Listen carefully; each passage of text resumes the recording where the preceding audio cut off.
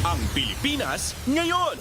Narito na ang pinakamainit na mga balita na nakalap sa bawat sulok ng bansa. Ihahatid sa bawat Pilipino saan man kayo sa mundo. Ang Pilipinas ngayon. Pakinggan ang bawat kaganapan sa bawat lalawigan. Ito ang Pilipinas ngayon.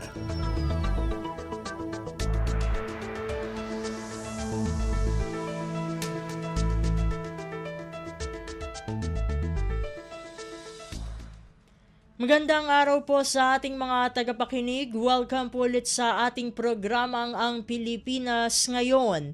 Ito po ang inyong lingkod, Steph Vicente. Samahan niyo po ako sa kabuuan ng ating palatuntunan.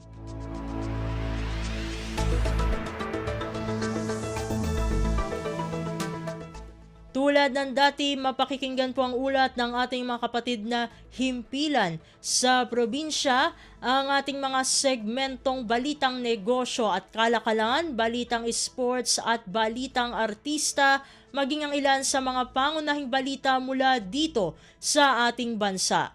Yan po sa kabuuan ng ating palatuntunan, ang Pilipinas Ngayon. Mga kaganapan sa Kamaynilaan at mga kalapit na lalawigan dito sa Ang Pilipinas Ngayon.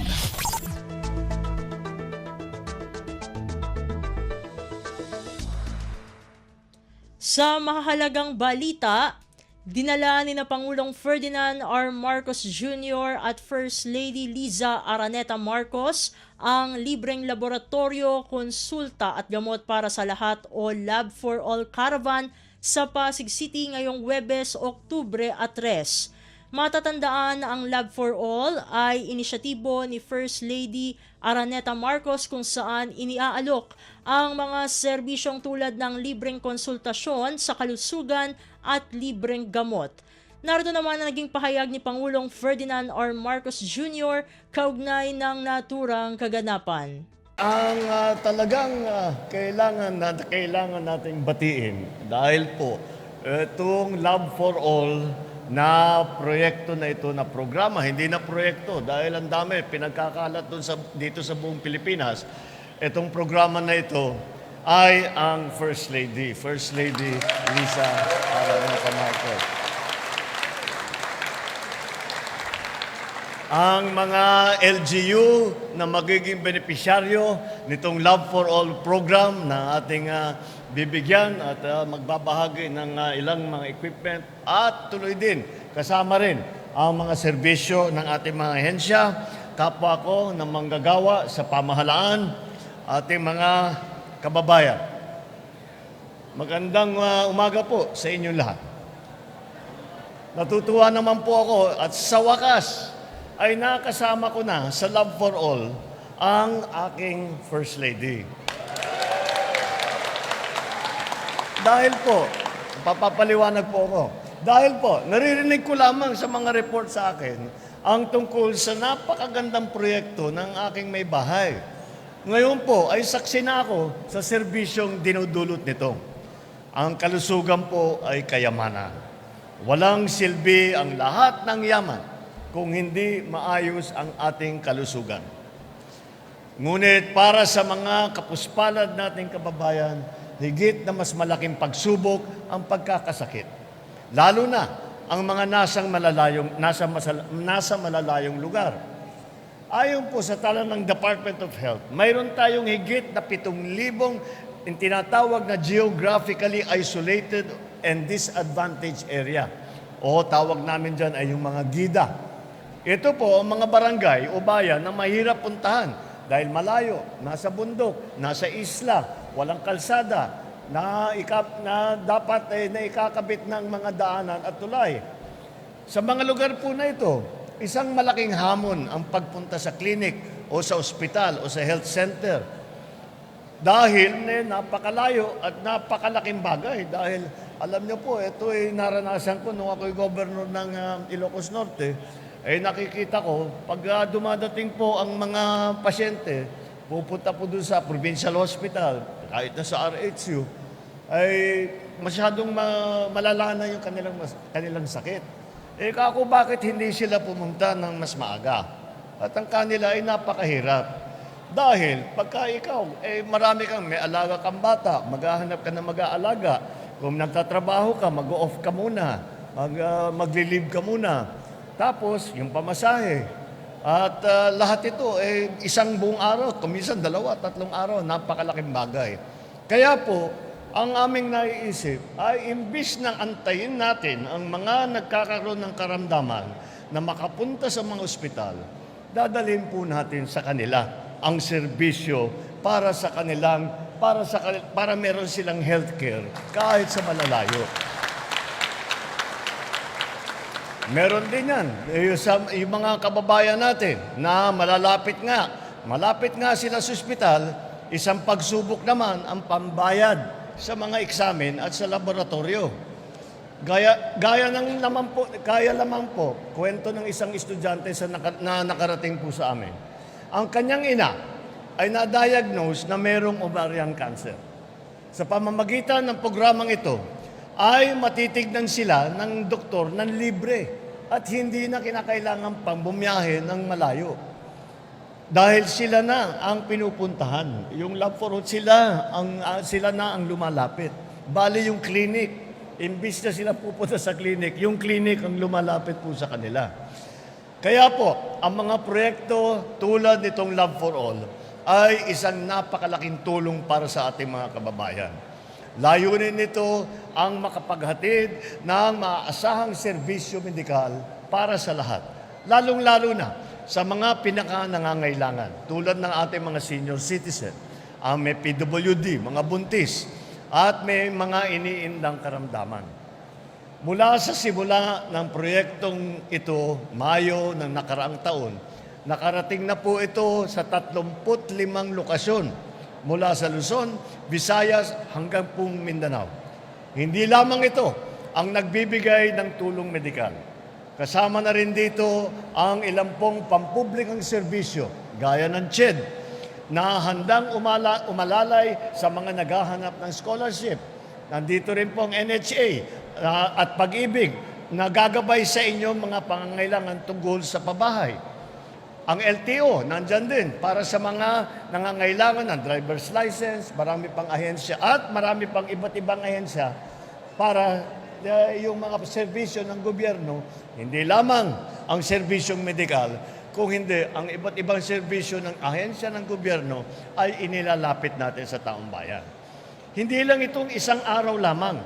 Siniusiguro namin na marami pang mga komunidad sa bawat syudad at probinsya ang mabibisita ng Love for All. Kung saan mayroong Pilipinong nangangailangan, pagsusumikapan natin na inyong pamahalaan ay maabutan ng serbisyong ito. Sa panig naman po ng administrasyon, sa pangunguna ng Department of Health, patuloy po tayo sa pagpapatupad ng mga proyekto upang magkaroon ng rural health unit, doktor, nurse, ambulansya, mobile health clinic, at iba pang mga kagamitan ang lahat ng lalawigan sa bansa, lalo na yung ating napag-usapan nga, yung mga gida. Para madaling maabot ang mga mamayan, ang mga serbisyong pangkalusugan, inilusad ng DOH ang bagong urgent care and ambulatory service centers o tawag namin BUCAS.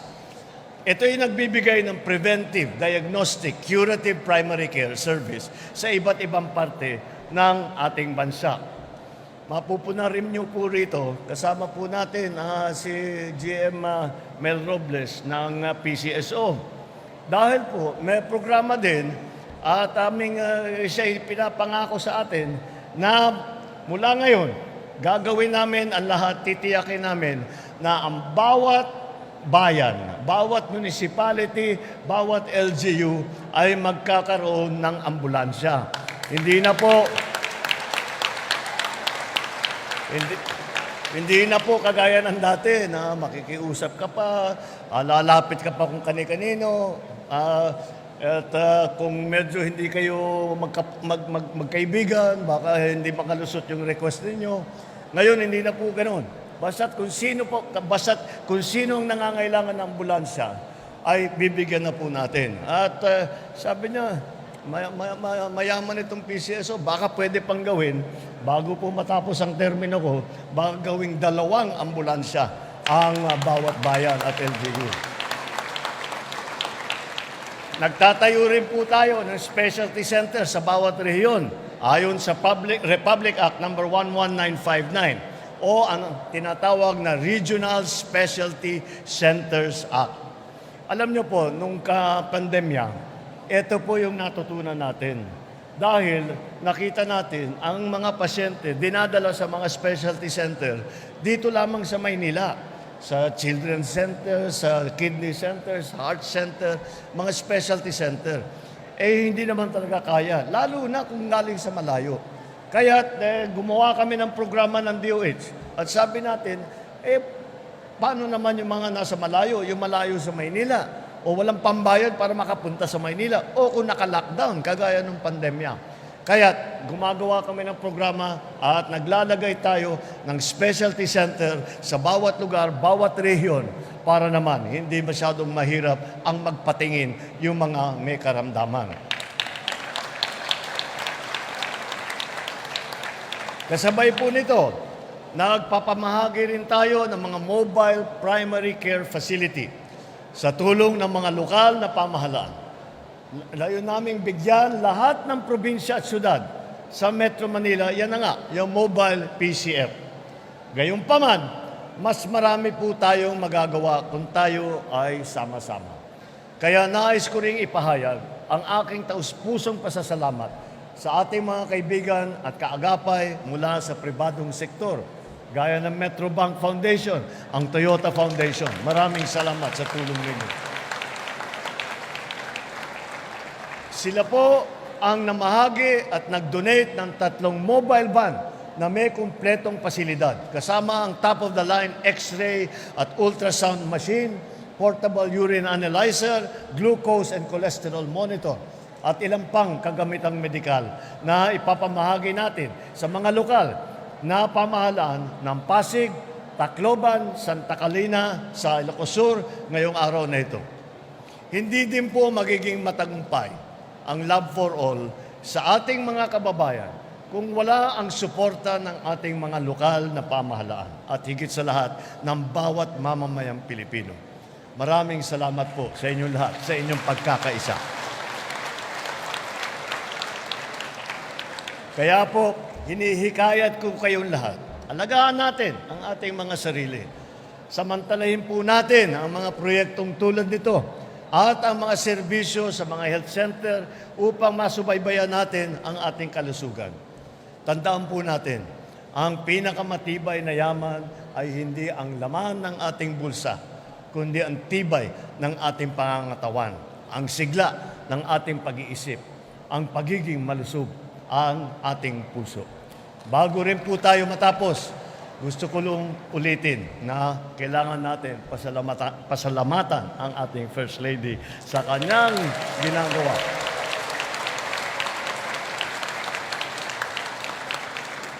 Halatang-halata niyo po, hindi po politiko dahil hindi masyadong pinag-uusapan itong napakagandang programa na ito.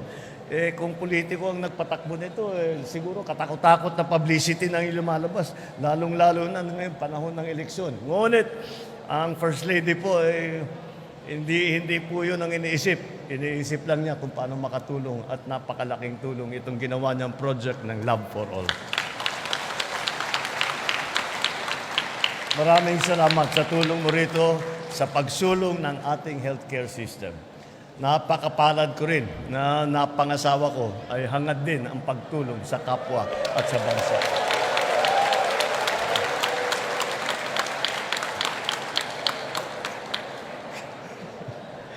Talaga kayo, masyado kayong mga Pinoy masyadong romantic. Kaya po, ako ay nagpapasalamat sa lahat po ng na-involve.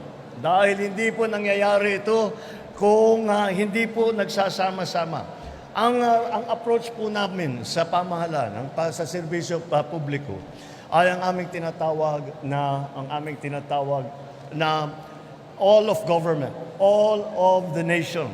Ibig sabihin, lahat ng ahensya ng pamahalaan, pagka may proyekto, pagka may programa, kapag may maisip, may makita kami na kailangan gawin, hindi lamang ibinibigay sa isang departamento, hindi binibigay lamang sa isang ahensya. Kung hindi, isinasama po natin lahat ng mga departamento na makatulong. Yan po, that's why, kaya po yan ang tawag natin dyan.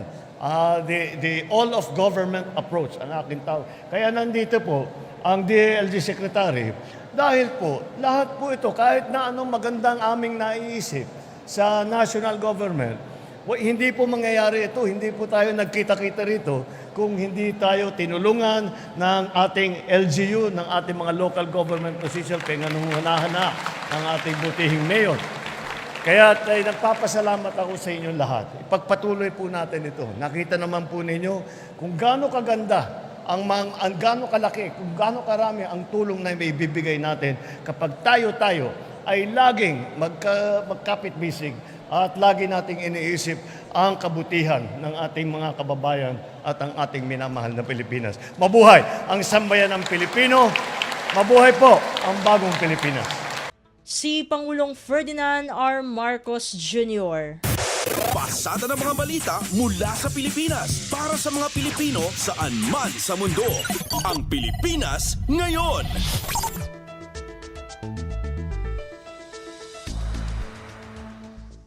Sa iba pang balita, matatandaan na nitong Martes ay nagsagawa ng isang large-scale missile attack ang Iran sa Israel, isang hakbang na makapagpapalala sa isang taon ng sigalot sa pagitan ng Israel at regional proxies ng Iran. Inatake ng Islamic Revolutionary Guard Corps o IRGC ang mga Israeli security and intelligence targets nito bilang pagganti sa pagpatay sa lider ng militanteng grupong Hamas na si Ismail Haniyeh. Kaugnay nito, aalamin natin ang sitwasyon ng mga Pilipino sa Israel sa pamamagitan ng panayam ng ating kasamang si Ray Sampang kina Consul Val Simon Roque ng ating embahada sa Israel at Ma'am Ana Andaya Arizala, founder ng Filipino Organization in Northern Israel. Atin ang pakinggan ang kabuuan ng naturang panayam. Pasada ng mga balita mula sa Pilipinas para sa mga Pilipino saan man sa mundo. Ang Pilipinas ngayon.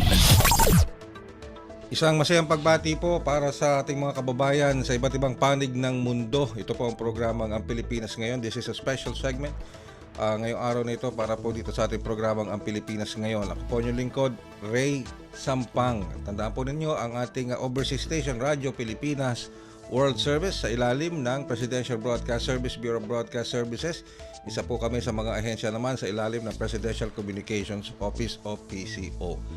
Ngayong araw pong ito, ngayong oras na ito, makakasama po natin ang isa nating kababayan na all the way from Israel. Live and direct po namin siya nakakausap ngayon sa linya ng komunikasyon.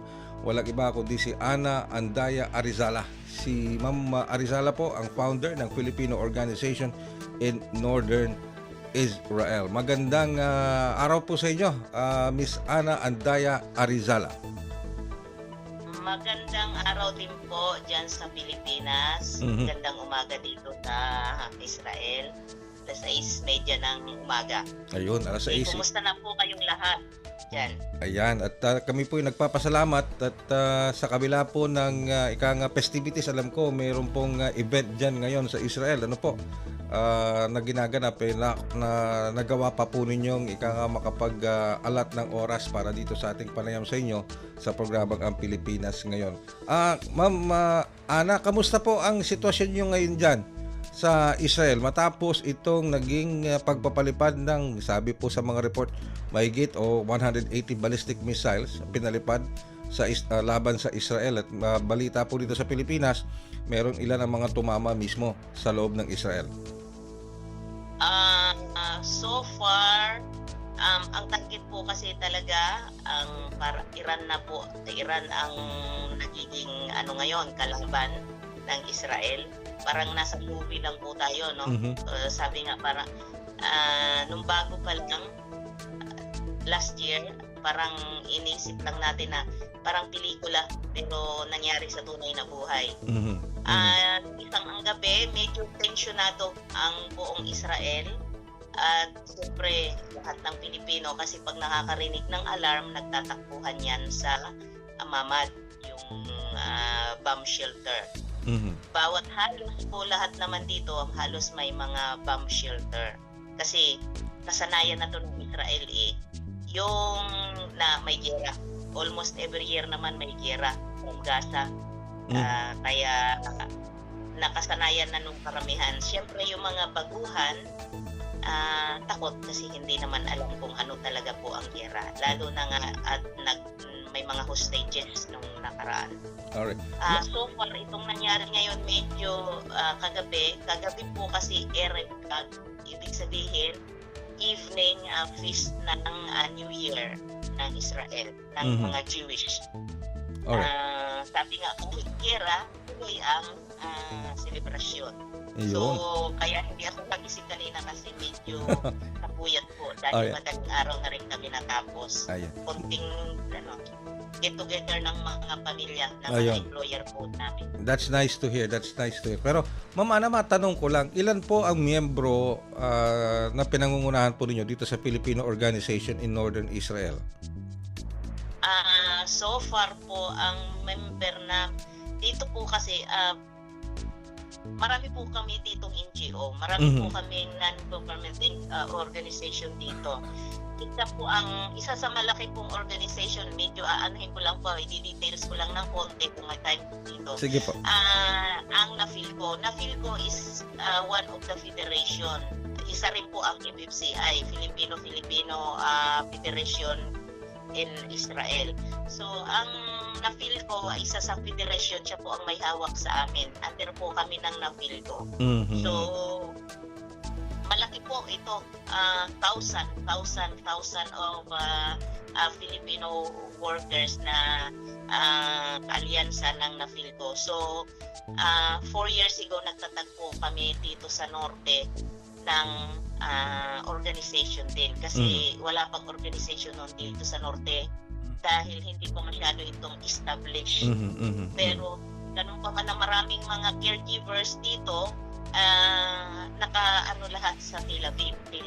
Ito po kasing norte, area 3, hindi pa masyadong recognized. Kaya so kami nagtatag para ma-recognize kami dahil marami din mga Filipino workers dito. So 2 hours away from here is syempre border. Galilee from here is 45 minutes. Kung may sarili kang sasakyan, 45 minutes. And along po dyan is yun ang kaharap yung tawag yan, Syria. Along Tagalog, magkaharap na po yan kaya kumbaga na malapit na sa border. Pero ito pong place ko, itong area ko ay sa pinaka medyo safe. Sa ngayon talaga naman pong safe ito yung Afula. Yeah. Pero we belong still to area 3. Pero naramdaman So, naramdaman niyo ba, Ma'am Ana, nung may mga nakalusot ba, may mga tumama ba na malapit sa inyo ng mga missile galing sa Iran? Naramdaman niyo ba? Mayroon naman po ang last day po ay sa dagat ng Nahariya na ang ikinaganda lang po ngayon is mostly nai-intercept ng Iron Dome. So, yung kumbaga ang kapa is yung pag nag-a-alarm. Pero yung mga tumatama, yung mga nahuhulog po kasi dyan, yung mga hindi na nasasalo, mga nahati na, yung rocket, debris na lang na tawag dito. Pero syempre, delikado pa din kasi pag tumama sa building, syempre may naaapektuhan po. Tel Aviv, nung isang araw. So may mga napinsala so far at hindi naman po talagang sabing daan tao o ilang tao ang nasugatan, kundi iilan ang nasugatan. Ayun, okay. So sa ngayon po, wala naman po kayong natatanggap ng mga ulat mula sa inyong mga miyembro o sa iba pang Filipino organization na may nasawi sa ating mga kababayan? Sabi nga in Hebrew, Baruch Hashem, thanks God. Dito po kami nakapokus sa Diyan sa... sa area po namin, Mhm. through the help of sa area excuse me, sa area po namin dito sa norte, tutok po talaga kami. Ako, especially po ako kasi I've been here for many years, so andyan yung mga Pilipino na magkakaisa po kami dito na ganyan. Wala naman pong ibang magtutulungan. Many years, wala kaming masasabing, I'm sorry ha, pero in the Philippine government ito, pero mas mabuti na rin. Kung hindi po umupo mabuti na rin yung marinig. Kung hindi po umupo the Philcom leaders was been called by Johnny Lailo, si Ambassador Lailo. Siya po ang nag-start sa amin na magkumpul-kumpul. Maaano nyo lang po napakaraming NGO dito dahil ang mga Filipino workers po dito ang natutulungan. Bibihira po kaming lumapit sa Philippine Embassy years ago kasi napakahirap nilang abutin. But nung 2 years ago, nung umupo po ang ambassador na bago, hindi po ito sa kasi umalis na rin nga po siya it was his last day nung September 30. Siya po ang sa amin, nagkumpul-kumpul. And then I met that consul ngayon na bago. Vice Consul Terry Bautista, yung bagong Vice Consul namin ngayon, is very good kasi tumatawag po siya sa amin para mangumusta. Sabi ko, wow, talagang kayo nangungumusta na ngayon sa amin. Andiyan na sila, nagkikare na sila, lalo na nga po nung ang kera nung October 7. Nagmo-monitor na sila. So ang ginawa po namin, nag-start na po kaming maglipol ng mga tao na kung sino-sino yung mga nandoon. Ang October 7, ang sabi ko sa kanila, Sir, for my 20 years dito, kapag ka ang Lebanon, ang Hezbollah makikialam, ibig sabihin tuloy-tuloy ang gera, which is nagkatotoo. Kasi October 9, nag-start po kaming mapping kung ilan pa ang mga tao na nandito sa norte. So far, alam nyo na rin po siguro ang balita na laging binobomba ang Kiryat Shmona kasi siya po ang malapit. Manara, Kiryat Shmona, Mitula, siya po yung malapit dyan sa border. So siya po talaga ang nakakasalo ng mga nahuhulog na mga rocket. So, sila dyan. So Ma'am Ana, ang magandang nabanggit ninyo ngayon, sa bagong namumuno ngayon sa ating embahada sa Tel Aviv, na sila, aware na sila at constantly in communication na sila sa inyo ngayon. Yes, sir. Siyempre, hindi sa I am one of the registered coordinators. Alam ko ito ni Kakdak ng DMW. Hindi lang po siya nakarating, which is with Vega, Di Vega, tawag dito si Yosek. Nakarating po yun dito sa apartment ko. Kasi ito po ay sabi ko nga po, ulitin ko, magkukwento na siguro ako sa inyo kung hindi kayo boring. Kasi ginising niyo na rin lang naman ako. Go ahead po, Ma'am Ana, go ahead. Many years ago po, masasabi ko yung ang plot ko po ay bahay ampunan. Andito po, naglalagak ako dito ng may sakit, naglalagak ako dito without the help of Philippine Embassy. At alam po yan ni Lailo, kasi inano ko yan, nung nag-goodbye party kami sa kanya, siya lang ang tanging isang ambassador for my 2 decades here in Israel na naglipol ng mga Philcom leaders, pinag-isa niya kami, nagkaroon ng unity. nalungkot kami kasi 2 years lang, how come na 2 years lang siya? Sabi, pinatawag po siya ng presidente natin at bibigyan siya ng bagong misyon. Sino maiiwanan sa amin dito with this situation namin dito? Wala na naman kaming ambasador. But thanks God, ang in-endorse niya ay si Conjen Mandap. Ayun. So, Very approachable din po siya at saka yung asawa niya. Importante po sa amin yung diit lang isang OFW na mayroong kaming matatawagan at mayroong tatawag sa amin from time to time. Yesterday, I spoke to DMW, si Attorney Gabasan. Siya po ang DMW namin dito at nandyan ang aming OWA na hindi kami pinapabayaan, si Ma'am Dina Ponciano, ang will of namin.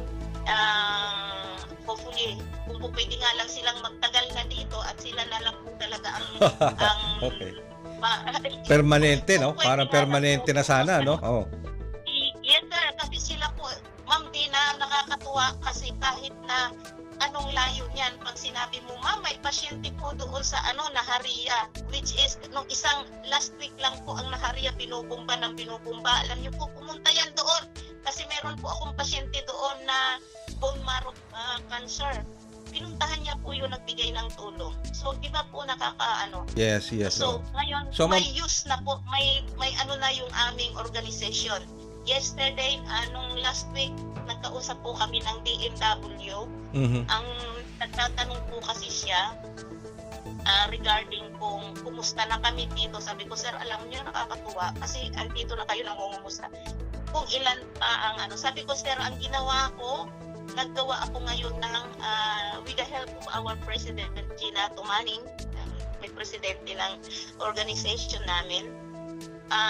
Sabi ko, Neng, magawa tayo ng group chat in bawat area, workplace din. Kasi kung magkaroon man ng massive evacuation, at least alam natin kung ilang tao ang kukunin sa area na yan. So, yun po, nagawa kami ng bawat Ayun. anyway, ipapaliwanag ko na rin po, ako ay nagiging madaldal. Ako po ang naatasan ng Philippine Embassy. I don't know if Van, yung consul ngayon ninyo, alam niya. Kasi bago lang yan, sir. Bago lang yan dito. I don't know if they which is nung nagkamit kami nung September 20, nag-meet kami doon sa bahay ni Amba. Pinakilala siya sa akin, ini-invite ko siya, ayaw niyang pumunta dito sa Akula. Matakot siya sa gera.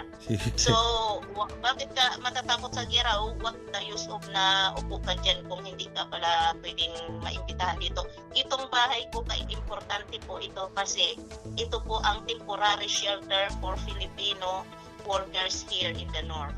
Sige. Hayaan nyo, Ma'am Ana. Hayaan nyo, Ma'am Ana. Hayaan nyo, kasi mamaya makakasama natin sa kabilang linya in the later part of our program ang Philippine Embassy mismo dyan sa Tel Aviv, sa Israel. At lahat po ng mga pinaparating nyo sa amin, ipaparating din namin sa kanila, no? Yung mga concern po ninyo. Dapat ang in-invite ninyo po ay si Vice Consul Terry Bautista or si Ma'am Dina Ponciano or si Labat, yung labor attachment. In-invite po namin. In-invite, kaya lang parang sabi ng ating coordinator, parang hindi ata available. So makakasama natin later mamaya yung isa nating consul dyan sa Philippine Embassy sa Tel Aviv para makuha naman natin kung ano naman ang ginagawa ng Philippine Embassy dyan sa Tel Aviv para po sa mga katulad natin, katulad din yung mga overseas Filipino workers natin dyan sa Israel at sa Northern Israel. Pero sa kasalukuyan Ma'am Ana, meron ba kayong, bukod sa sinasabi nyo pinaparating nyo sa amin ngayon na ipaparating din natin sa ating embahada sa Tel Aviv, may iba pa ba kayong concern na dapat malaman ng ating embahada na dapat tulungan kayo sa anumang aspeto? Again, maraming salamat sa tanong pero so far nga po noong nag-start naman ang gyera, maganda naman po ang communication namin at andyan po lagi si Vice Consul Terry kasi siya po talaga ang nakamonitor sa amin. Which is sa mga groups, tawag dito sa mga group chat na ginawa namin. kasali po sila doon, kaya aware po sila. Mhm. And nung last year, after ng Gaza massacre, ay nagkaroon po ng at saka nag-start ang bombing sa Kiryat Shmona. So marami na po kasing nailipat na na-rescue at speaking of rescue, nagtatanong din yan si DNW. Nailipat na po ng iba-ibang hotel kasi wala na pong masyado ang Kiryat Shmona at ang mga karapig po dyan along the borders. So inilipat po sila ng gobyerno ng Israel. Sa iba sa hotel sila nagkatira hanggang ngayon. May Tiberias, merong Tel Aviv, merong Netanya. So na-spread out po sila. Kaya nabago yung bilang namin ng mga OFW sa Norte. So yun. Pero alam na po nila yan kasi regarding naman po sa meron po tayong nung nandito si Yosek de Vega, nagpunta sila doon, kinuha nila na parang temporary shelter ang Casanova na just in case magkaroon ng massive evacuation at hindi kaagad ma-evacuate ang mga OFW. Lilipunin po dito sa norte magmumula kasi Nazareth ang Casanova meron din po sa tawag dito sa along Tiberias doon sa Capernaum, meron po dyan dyan sila. Tapos sa Jerusalem kasi hindi ko na po yan sakop, iba na po ang pero ang St. Marta alam ko nag-offer sila. Okay. And then sa Haifa po ay andyan po ang church. So yan po ay detalyado na tawag dito magmumula, may contact po ako ng bus. So kung just in case lang naman, pero for may assurance naman ang IDF. And again, alam kong hindi po matatalo ang Israel. 100% ako. Wow. With the help of IDF, at alam natin, and we do believe na may Diyos. Tayo'y naniniwala na nandyan ang Diyos. Alam kong tawag dito. Ako po personal, sabi nga, imposibleng walang takot. Pero sa tagal ko na nga rin din dito at nakakarinig lagi ng ganyang bombing, ay naibsa naman ang takot ko. Kaya lang syempre, gera yan Mas nakakatakot po ang lindol at saka ang lindol at saka yung typhoon dyan sa atin. Okay, Kasi Ma'am Ana. wala po yung pinipili. Okay. Ma'am Ana, kung makakaharap ninyo ang ating Philippine Embassy. Halimbawa, makakasama kasi natin mamaya si Consul Val Simon Roque, no? Makakasama natin siya. So kung ano ang gusto nyong mensaheng iparating sa kanya? O ano man ang gusto nyong Siguro muna siya, kaibiganan niya muna kami. Kasi I think he's not really friendly. Si Consul Kasi Roque. ang mga report po nila sir ay magbabase sa mga OFW ng Israel. They are there to give the service to us. Nandyan sila para magbigay ng serbisyo, which is andyan itong tatlong tao yan si Mandap ngayon na siya na ang nagiging ambassador na iniwan. Kung anong inumpaisahan ni Ambassador Lailo, yun ang pangako sa amin na itutuloy niya. Alam ko, and he is also an approachable congen. Kami po, yan I don't know. Siguro makipag-meet muna po siya sa mga Philcom. Aywan ko lang po kasi medyo lang po ako nung last week nung sinagot niya ako na hindi kami pupunta diyan sa Afula. Which is kasama ko hindi pupunta sa Afula. Why? You have to visit this kasi ito ay importante po ito sa Filipino community. Itong aming plan. Dahil dito po ay ilang pasyente na ang nandito na nakatira dito na kahit 5 nung panahon walang naibibigay na tulong ang Philippine Embassy or OWA or kung sino man. Babangkitin ko na si Neil noon. Si Ma'am Neil noon hindi man lang kahit ilang tawag ko na namatayan na kami ng mga pasyente dito. Walang tulong na ibigay. Pero importante po, hindi po ito Pero sa ngayon, sa bagong dito sa naging sa naging previous ambassador natin kay Ambassador Lailo at dito sa bagong ambassador natin ngayon, iba na po ba ang istorya? Iba na po ba? Nakikipag-communicate na po sila sa inyo? Tumutulong na sila sa inyo? Yes, sir. Simula po, 2 years ago, nung umupo si Ambassador Lailo, siya po ang nagbuo na siya po ang naglipol sa amin. Siya po ang unity ang gusto niya. Kasi alam niya na ang trabaho na gagampanan niya ay para sa Filipino community. Hindi naman po uupo lang dyan. Naku, ay yun. Kaya sabi niya, ipagpapatuloy ni Mandap yung bago niya ngayon, which is, we know Mandap already. Yan, okay. We know him already. Kilala na po namin siya at siya po ay talaga namang sadyang malalapitan. Siya po ay magaling makisama sa yung po ang kailangan ng mga OFW ng mga nakaupo sa hindi na yung mga suplatong mga staff ng Philippine Embassy, hindi na yung ganon. Kaso kung malalagyan naman tayo ng isang hindi naman maganda na naman ulit yan. But anyway, again, with the help of OWA, 5 years ago, nang si Ma'am Dina ang naupo na as will of ng OWA, awa ng Diyos, yung mga pasyente namin nakakatanggap na ng financial assistance, nadadalaw na sa ospital.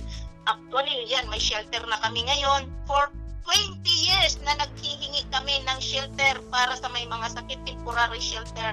Yan, bago umalis si Ambassador Lailo, napirmahan niya na ang tawag dito, andun, yung dalawa from the north, dalawa kong pasyente na nandoon ngayon, temporary shelter, parehas may cancer. Doon na po. Kaya maraming salamat sa kanya. Alright. Gusto ko man pahabain, Ma'am Ana, pero we're running out of material time. Alam nyo, maraming salamat at umasa po kayo. Lahat ng napag-usapan natin, lahat ng nabanggit ninyo, yung papuri ninyo sa dating ambassador na si Ambassador Lailo at yung bagong upo ngayon, yung mga aspirations ninyo sa bagong upo nating ambassador sa Tel Aviv at yung mga dapat na mangyari para sa ating mga OFWs through our embassy, makakarating po sa ating embahada. Maraming salamat po, Ma'am Ana. Maraming salamat. At ingat po kayo, pati pakikamusta po kami sa lahat ng ating mga kababayang Pilipino, hindi lamang yan sa Northern Israel, kundi sa lahat po ng mga organisasyon ng mga Filipino organizations natin dyan sa Israel, Ma'am Ana. Maraming salamat po. Maraming salamat din po. Sabi nga, may kabog, may takot, andyan po kasama yan. Pero ang dasal ang siya pong aming sandata para sa aming araw-araw na buhay dito sa Israel. Dahil hindi pa namin gugustuhin umuwi. Alam naming safe kami sa Israel. Maraming salamat po, Ma'am Ana. Kasama po natin ngayon sa linya ng komunikasyon ng ating butihing konsul ng ating Philippine Embassy sa Tel Aviv, Israel. Walang iba kundi si Consul Val Simon Roque. Magandang umaga po dito. Magandang hapon po dito sa Pilipinas sa Consul Roque. And anong oras na ba dyan sa Israel? Magandang hapon po from the Philippines. Magandang tanghali po dyan sa Manila, Carey, and sa inyong mga taga-subaybay. Magandang umaga po dito sa Tel Aviv, Israel, mga kababayan. At sasamantalahin ko na rin, no? Happy New Year, no? Mula dito sa Israel, kasi this is the first day of the Jewish year, no? The Jewish New Year. Yan, okay. Sige po. So parang may festivities, no? Meron palang may event, pero kahanga-hanga, no? Talagang tinuloy pa rin ang event bagamat nangyaring missile attack ng Iran dyan sa Israel, Consul Roque. Ay, wala naman pong festivities. Siguro may dinner kagabi, yung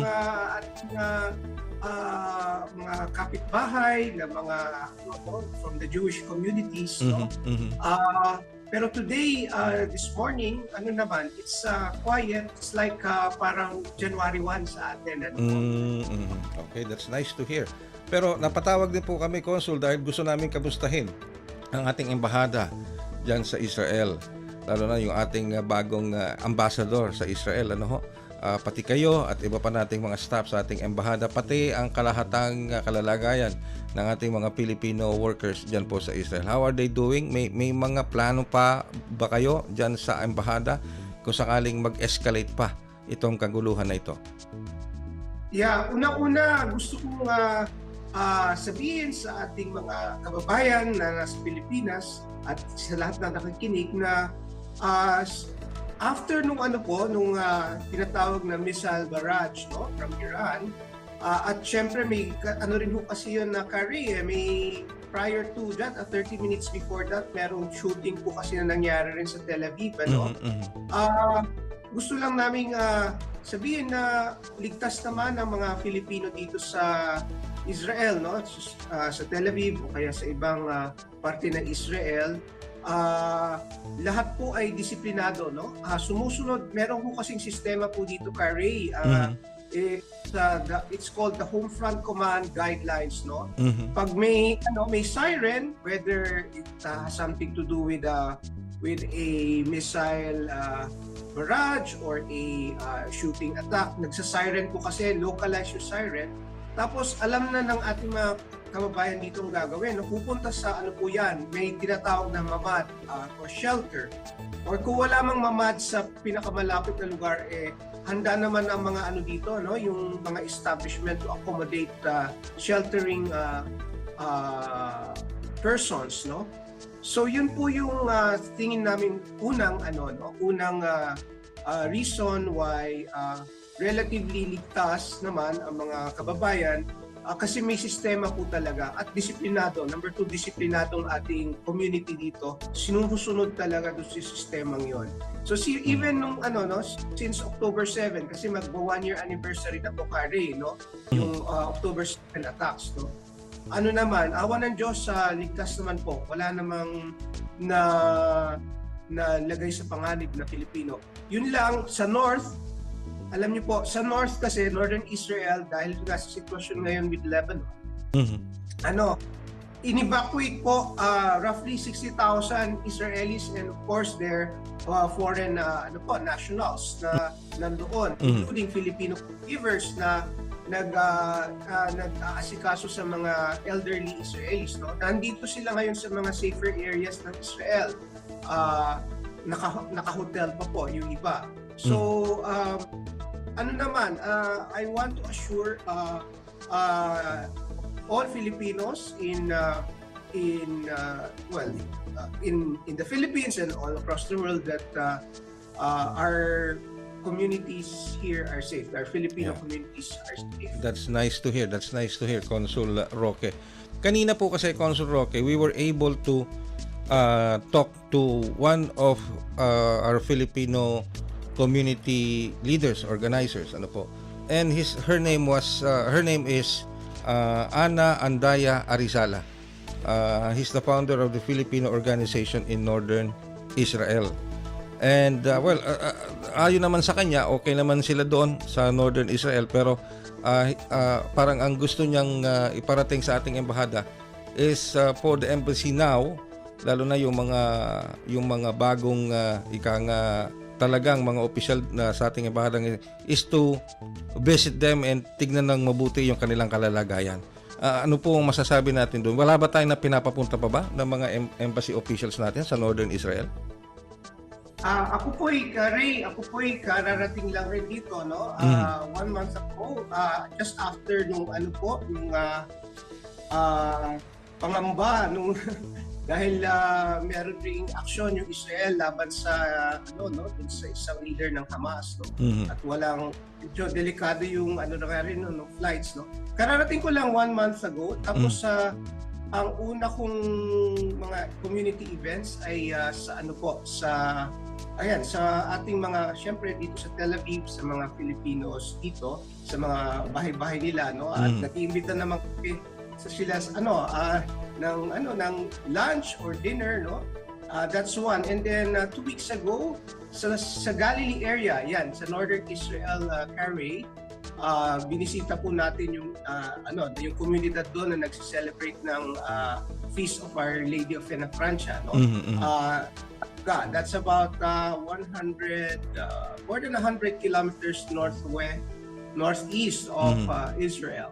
And then minabuti po natin na from Tabga dahil malapit na sa Nazareth to first of all check yung yung shelter no ng mga Pilipino dun sa kasi po may network of shelters ang embahada po. Just so that I'm also as a new official here familiarize myself with the shelters. Dumaan kami saglit sa Casanova. Yun po yung isang shelter natin sa Nazareth. That's on the way back to Tel Aviv from the Galilee area where Philcom. Okay. So and then just this weekend of course sa Jerusalem, meron kung ano naman, kung merong Feast of Fena Francia sa Galilee, meron namang San Lorenzo Luis celebration sa Jerusalem. So we were again with our Philcom there. So hindi po nagkukulang ang embassy to actually visit our communities wherever they are here in Israel. Ayun. So kasi nabanggit din kasi ni Ana Arizala na they started forming their organizations Consul nung panahon ni Ambassador Lailo na I think pinabalik na yata dito sa Pilipinas si Ambassador Lailo ngayon meron na tayong bagong ambassador diyan sa Tel Aviv si Ambassador Mantap if I'm not mistaken tama po ba yon? So they were asking or expecting na mas lalo pang tumibay yung communication, understanding at pagsasamahan ng mga Filipino community, especially dyan sa Northern Israel, with the newly installed or newly appointed ambassador with other embassy officials natin. Lalo-lalo na sa mga ganitong sitwasyon. Given the fact na, kabago-bago lang pala ni Consul Roque, isang buwan pa lang pala. Pero siguro we can make sure na si Consul Roque mag-iikot din yan sa Northern Israel. Consul Roque? Oh yes, of course, Kari. Ako po'y sundalo. I've been assigned to Hong Kong, and Thailand, and marami hong OFWs and dyan at naman po, yun po ang talagang ginagawa namin to visit our kababayan sa lalo na yung mga nasa Lalay kasi gusto ko lang i-clarify rin po na right now we have Charge d'Affaires. Ang titulo po ni my boss, Mr. Attorney Anthony Mandap, ay Charge d'Affaires. Kasi may proseso po yung yung pagiging ambassador may appointment and then confirmation sa atin sa Pilipinas. So yun po ang kasama ko rin si Consul General Mandap, si CDA Mandap sa sa mga community events that even during weekends during our rest days po. So we make it a point to be present kasi alam po namin na ngayong panahon na ito ay medyo mapanganib at kailangan na assurance sa ating community na nandun na yung presensya.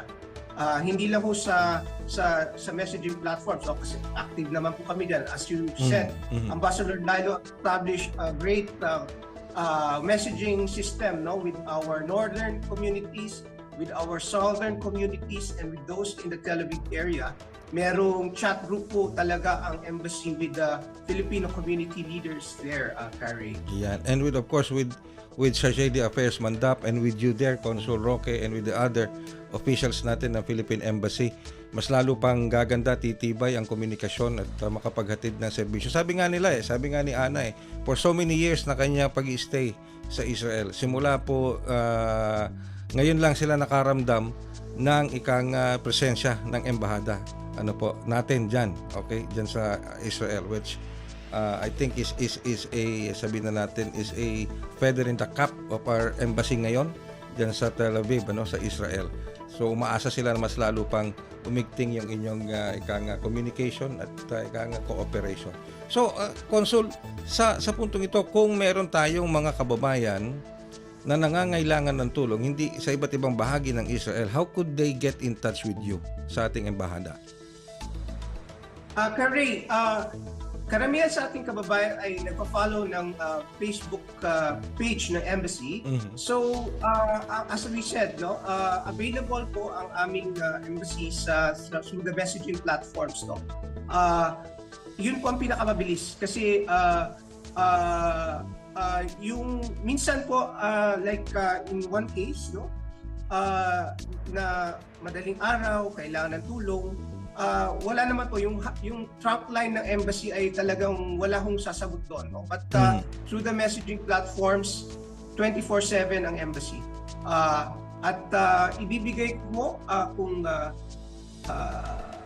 yung hotline ng aming embassy. Okay, mahalaga kasi yung hotline, ano po, Consul, lalo dun sa ating mga Siguro kababayan. balikan natin yan, Gary, baka meron pa ibang matatanong. Sige po. We can- Well, anyway, sa punto po ngayon, pero kasi nagkakaroon ng tensyon diyan sa border with Lebanon and Israel. Pero kamusta naman ang coordination ng DFA at saka ng DMW sa ating embahada, Consul Roque? Maganda pong tanong yan, Carrie, no?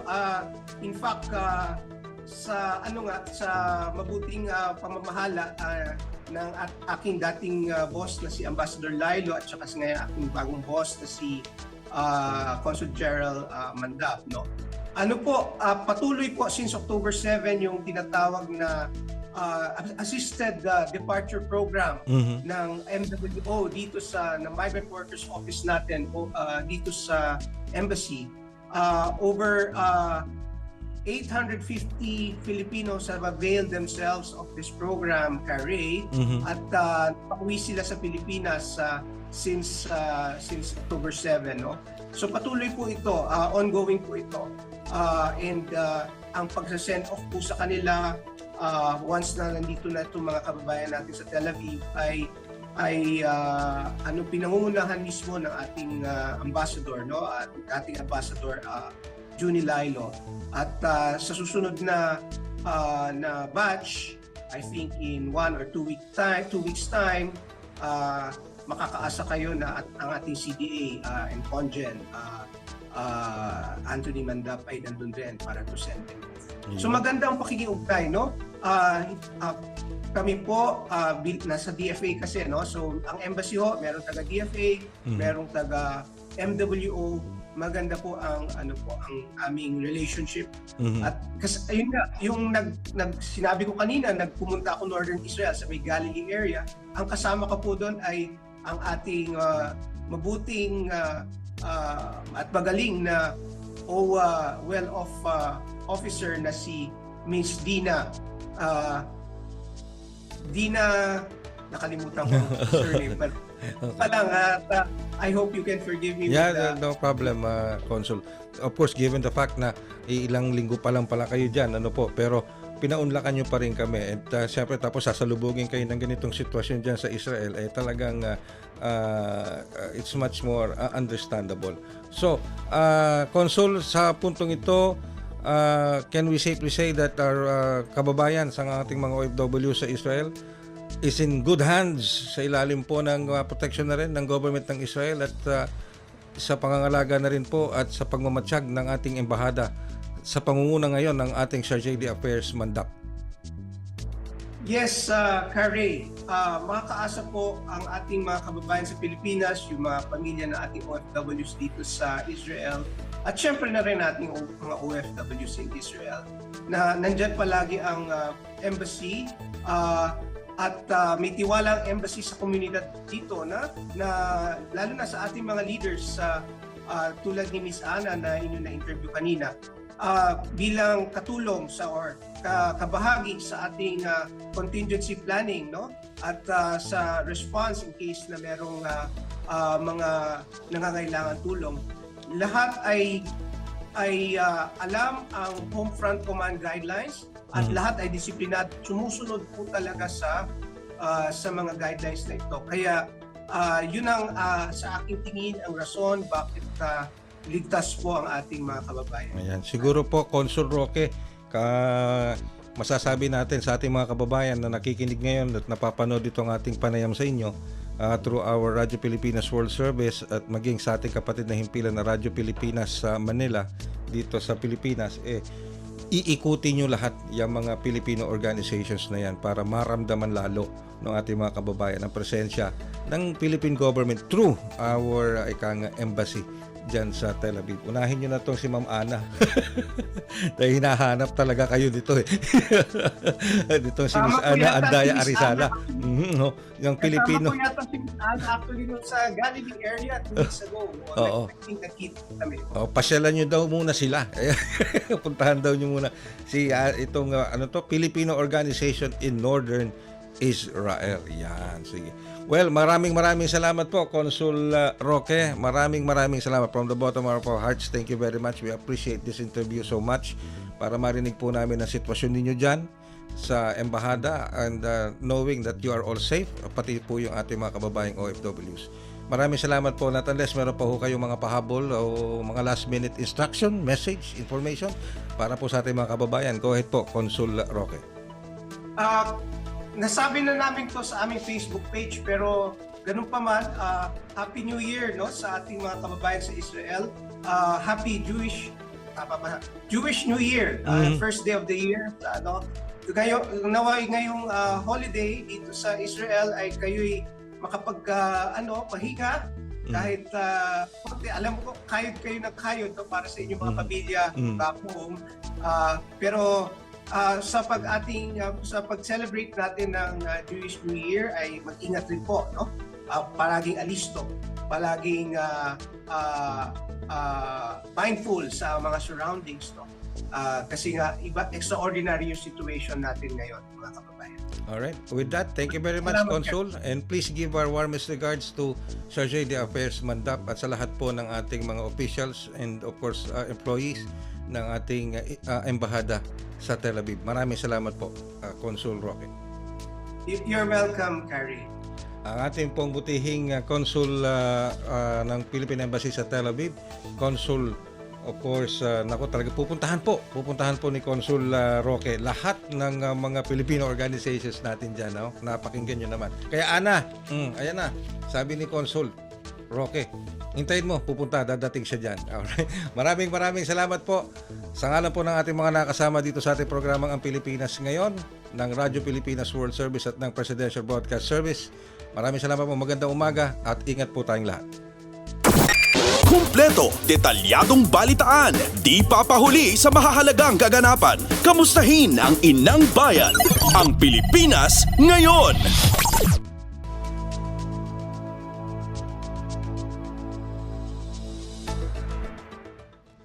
Samantala, nasa 105 bilyong piso kikitain ng pamahalaan sa pagpapatupad ng Value Added Tax o VAT sa digital services.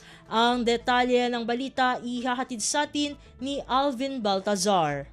Isa ng ganap na batas ang VAT on Digital Services matapos lagdaan ni Pangulong Ferdinand R. Marcos Jr. ang House Bill number 4122. Ibig sabihin, bubuwisin na ang mga digital services gaya ng ginagawang pagpapataw sa mga tinaguriang traditional business gaya ng restaurants, retail stores at kahalintulad na negosyo. Saklaw ng VAT on Digital Services ang Netflix, Google, digital music, digital advertising pati na ang marketplace. Kaugnay nito ay sinabi ni Pangulong Ferdinand R. Marcos Jr. nakikita ang pamahalaan sa susunod na 5 taon ng 105 bilyong piso mula sa VAT Digital Services. Sa kanyang talumpati, binigyan din ng punong ekutibo na dapat lang na magkaroon ng bahagi ang mga dayuhan sa pagbabayad ng VAT, gayong malaki din naman ang nabebenepisyo nila sa digital services. Pakinggan natin si Pangulong Ferdinand R. Marcos Jr. If you are reaping the rewards of a fruitful digital economy here, it is only right that you contribute also to its growth. Mula sa Palasyo ng Malacanang, Alvin Baltazar, Radyo Pilipinas.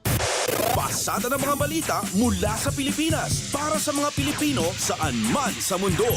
Ang Pilipinas Ngayon.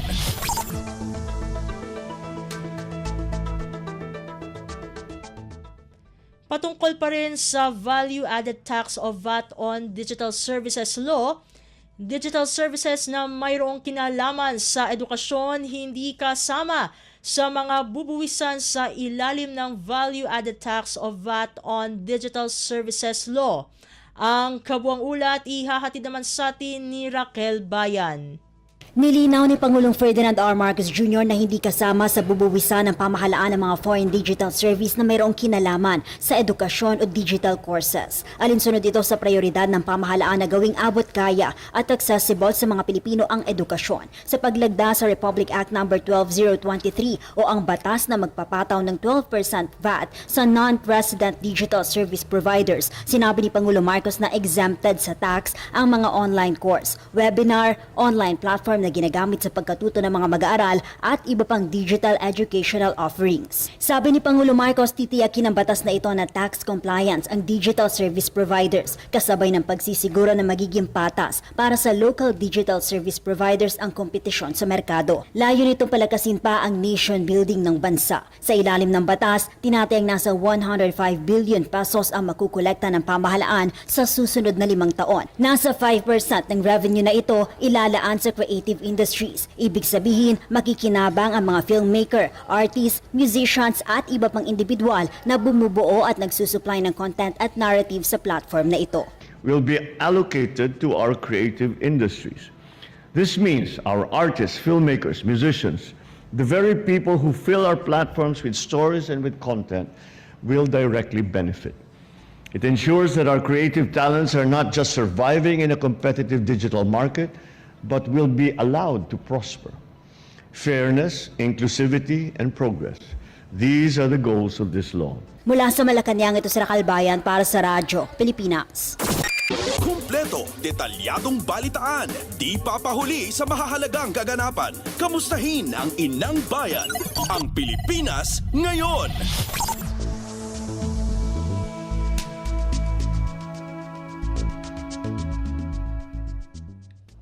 Sa kaunay na balita, Senador Sherwin Gatchalian nilinaw na hindi bagong buwis ang ipatutupad sa batas na nagpapataw ng Value Added Tax o VAT sa mga digital services.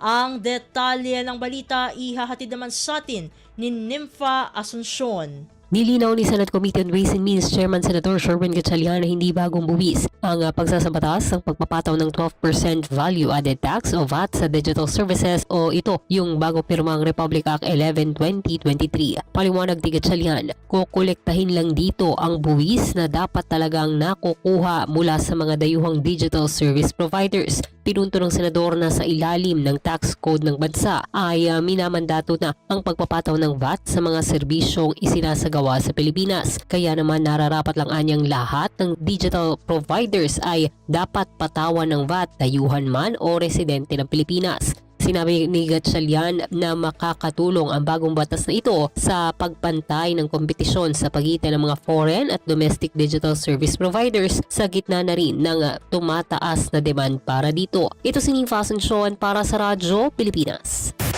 Pasada ng mga balita mula sa Pilipinas para sa mga Pilipino saan man sa mundo. Ang Pilipinas ngayon.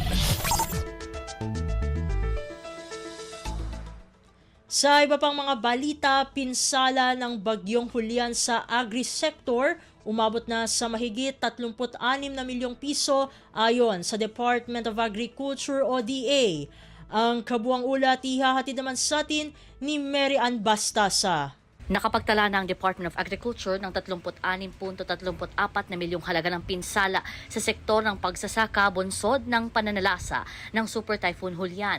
Batay sa inilabas na assessment report ng DA, karamihan ng mga napinsalang sakahan sa ngayon ay mula sa Ilocos Region at Cagayan Valley. Katumbas ito na higit 500 ektarya ng agricultural areas o production loss na 1,500 metriko tonelada.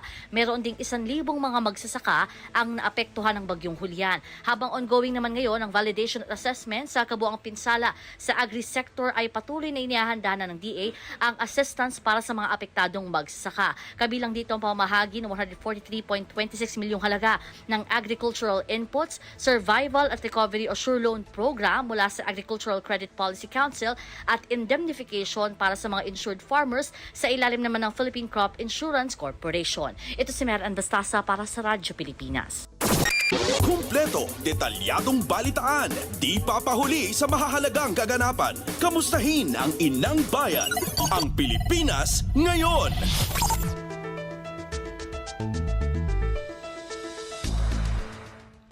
Samantala, Bureau of Jail Management and Penology o BJMP, kinumpirma na nasa kanilang pasilidad ang 5 kapwa akusado ni dating Bamban Tarlac Mayor Alice Guo. Ang detalye ng balita ihahatid sa atin ni Ray Ferrer. Kinumpirma ng Bureau of Jail Management and Penology na nasa kanila ng pasilidad ang 5 kapwa akusado ng dinismiss na alkalde ng Bamban Tarlac na si Alice Guo. Ayon kay BJMP spokesperson, Jail Superintendent J. Rex Bostenera, nakapiit na ang 5 ngayon sa Pasig City Jail, female dormitory mula sa detention facility ng National Bureau of Investigation. Sinabi ni Colonel Bostenera, kabilang sa mga ito sina Telma Laranan, Rachel Joan Carrion, Rita Itorralde, Rowena Evangelista at Jamilyn Cruz. Kabilang sila sa mga nasampahan ng kasong qualified human trafficking sa Pasig City Regional Trial Court na kaugnay sa mga ni-raid na pogo sa bayan ng Bamban. Una nang sumuko sa NBI ang 5 matapos na maglabas ng arrest warrant ang Pasig RTC Branch 167 noong September 19. 2 naman sa 7 ay nasa kustodiyan ng Anti-Organized Crime Task Force. Ito sa Ray Ferrer, Radyo Pilipinas. Pasada ng mga balita mula sa Pilipinas para sa mga Pilipino saan man sa mundo. Ang Pilipinas ngayon.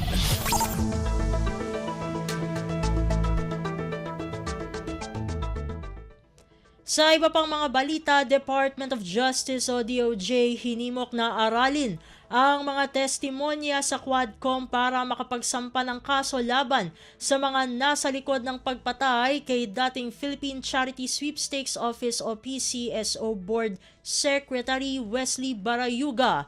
Ang kabuang ulat ihahatid sa atin ni Kathleen Forbes. Hinikayat ng Quad Committee ang mga otoridad, partikular ang DOJ na maghain na ng kaso laban sa mga sinasabing nasa likod ng pagpapapatay kay dating PCSO Board Secretary at retired General Wesley Barayuga.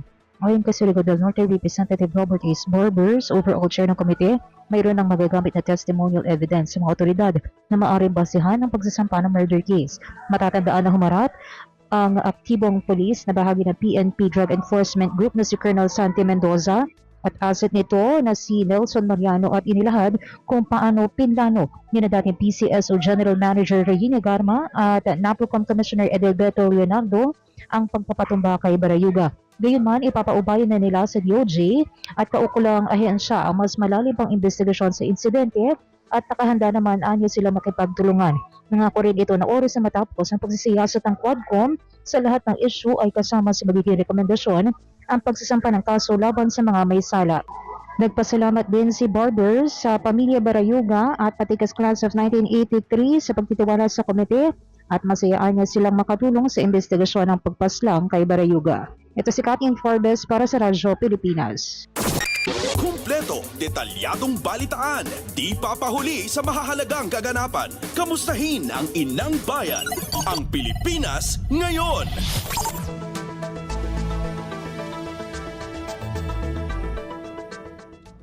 Sa kaugnay na balita, malalimang pagrepaso sa pagkakadawit ng pangalan ni dating General at Philippine Charity Sweepstakes Office o PCSO Board Secretary Wesley Barayuga sa drug watch list, gumugulong na ayon sa pambansang pulisya.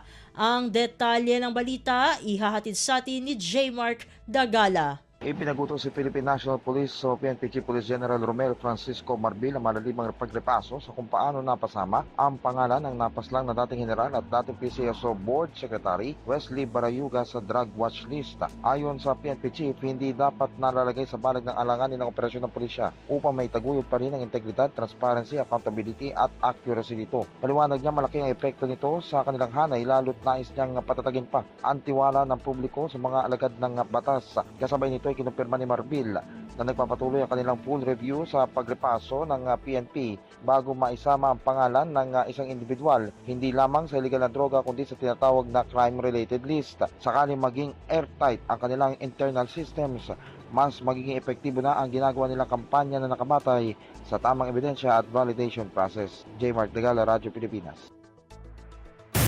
Pasada ng mga balita mula sa Pilipinas para sa mga Pilipino saan man sa mundo. Ang Pilipinas ngayon.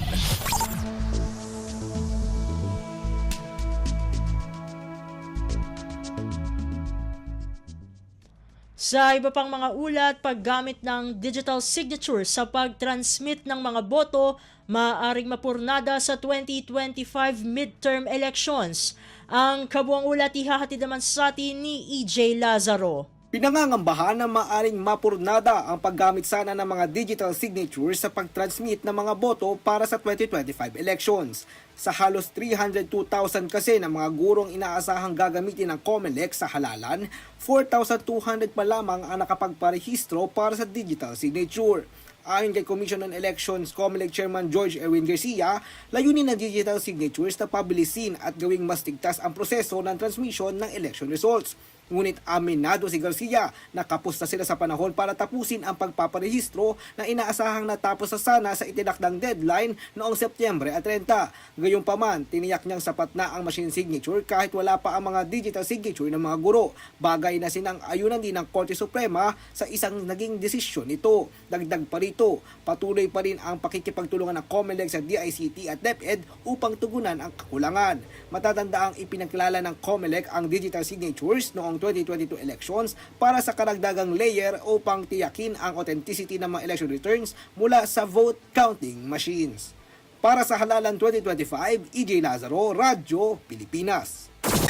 Kumpleto, detalyadong balitaan, di papahuli sa mahahalagang kaganapan. Kamustahin ang inang bayan, ang Pilipinas ngayon.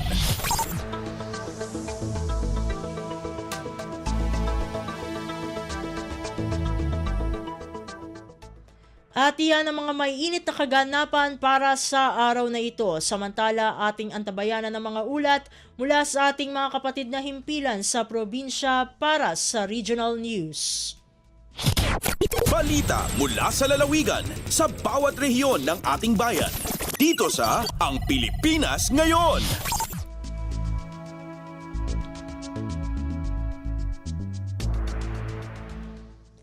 Narito na ang bugso ng ating mga regional news. Dumako muna tayo sa rehiyon ng Luzon. Lokal na pamahalaan sa lungsod ng Lawag, nais isaayos agad ang mga nasirang infra projects pagkatapos ng pananalasa ng Bagyong Julian. Ang kabuang ulat ihahatid sa atin ni Jude Pitpitan mula sa Lawag.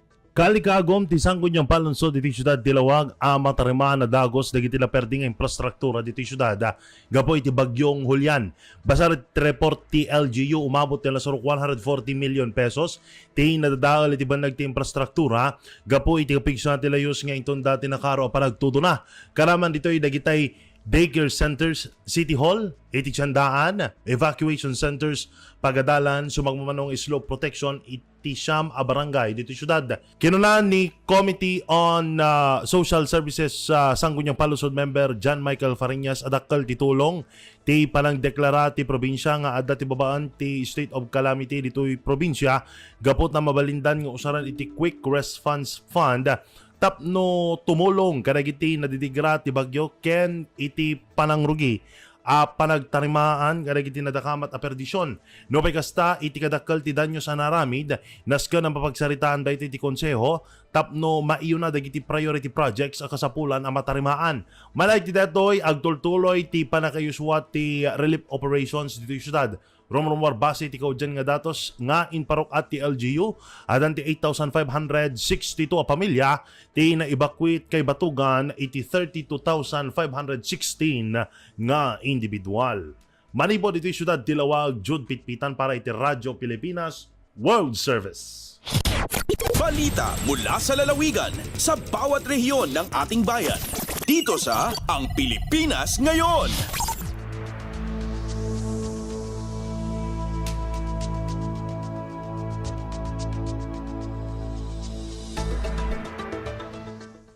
Inyong napakinggan ang ulat ni Jude Pitpitan mula sa Lawag.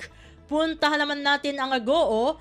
Mga stakeholder ng fisheries sector sa Rehiyon 1 pinarangalan ng Bureau of Fisheries and Aquatic Resources o BIFAR sa ginanap na Fish Conservation Week sa lalawigan ng La Union.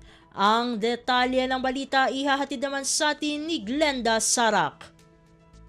Pinadayawan ti Bureau of Fisheries and Aquatic Resources ng BIFAR Region 1 tinaduma-duma Local Government Unit, Barangay, Opisina, Ahensya, Grupo kin Individual dito Rehiyon 1. Kabayatan ti Culmination Program ti 61st Fish Conservation Week ang San Vicente, San Fernando City, La Union.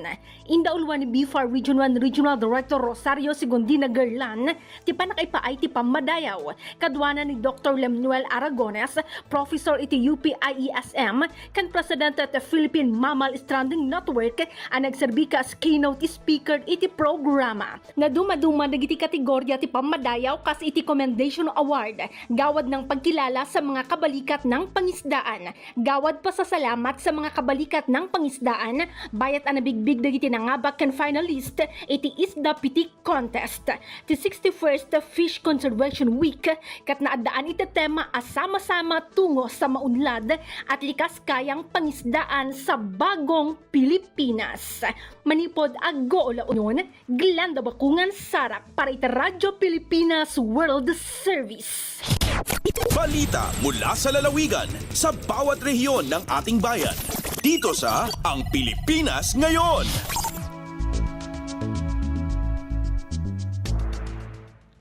Inyong napakinggan ang ulat ni Glenda Sarak mula sa Agoo. Puntahan naman natin ang rehiyon ng Kabisayaan. Clean up sa unlicensed establishments na nagbebenta ng fertilizer at pesticides sa Rehiyon 8. Isinagawa ng Fertilizer and Pesticide Authority o FPA Regional Office 8.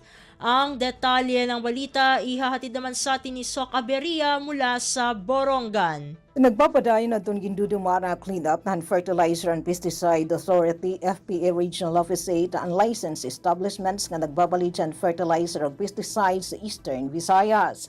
Inatunigin pahayag ni Mr. Lorito Macabio Jr., Provincial Officer ng FPA Baliran durante ang usapang agrikultura program ha DYESRP Borongan ng Merkulesan maagahon Oktubre 2. Yung klaro ni Macabio nga doon mga establishment kawaray lisensya pagbabalitan fertilizer o pesticide in sasagdahon ng irabuatan nga mag-attender han accredited safety dispensing training nga pagbubuhatan sunod nga bulan ha Nobyembre. Ang nasabi nga training kinahanglan antes makapag-apply ng lisensya pagbabalitan nasabi nga chemical imports. Samtang adton mariwang establishment in pagpailaro man nasabi nga paghagid ingko kumpis karon adton iging babalid siya nga mga fertilizer pesticide inin aber mapiho nga talwas adton mga parag-uma ug publiko tikang kaakibat nga kadelikaduhan na paggagamit na nasabi nga chemical imports sigon kan Macabio. Tikang Han Borongan, Sok Aberia, Radyo Pilipinas World Service. Balita mula sa lalawigan sa bawat rehiyon ng ating bayan. Dito sa Ang Pilipinas Ngayon.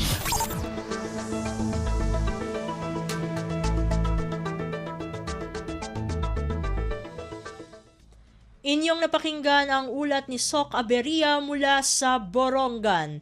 Dumako naman tayo sa Sogod. Malphil, nagsagawa ng donation program sa Leyte Regional Prison.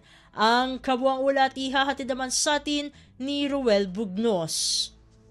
Ang Malaysia-Philippines Humanitarian Community kon Malphil sa panguna ni Bilitan nagpahigayon og donation program sa Leyte Regional Prison sa Abuyog, Leyte kanatong Septyembre 23 hangtod 25 2024. Sa impormasyon nga gipagawa sa Bureau of Corrections kon Bucor, ang Malphil midonar og 170 ka mga sets sa hygiene kits ngadto sa mga persons deprived of liberty kon PDLs sa LRP Reception and Diagnostic Center kon RDC. Ang mga paningkamot nagsiguro nga ang mga PDL adunay access sa magikinanglan nga kahinlo nga nakatampo sa ilang kinatibuk-ang kahimsog ug dignidad sulod sa palibot sa bilangguan. Dugang pa sa mga hygiene kits, ang Malfil nagpaigano sabog mindfulness-based resilience seminars sa mga PDLs o mga corrections officer 1 trainees. Ang kalampusan sa nangaging mga seminar nagpasiog daw sab sa kaminungdanon sa kahimsog sa pangisip ug kaligon sa PDL o mga opisyal sa corrections. Ang Malfil nagpaigano sabog personality self-assessment sessions alang sa mga COCBC trainees. Kabahin kini sa usa ka programa nga nagtumong sa pagpausbaw sa personal nga kalambuan sa mga trainees, pinagi sa pagdasig,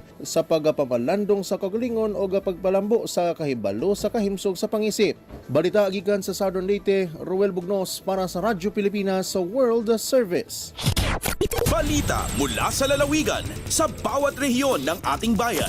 Dito sa Ang Pilipinas Ngayon.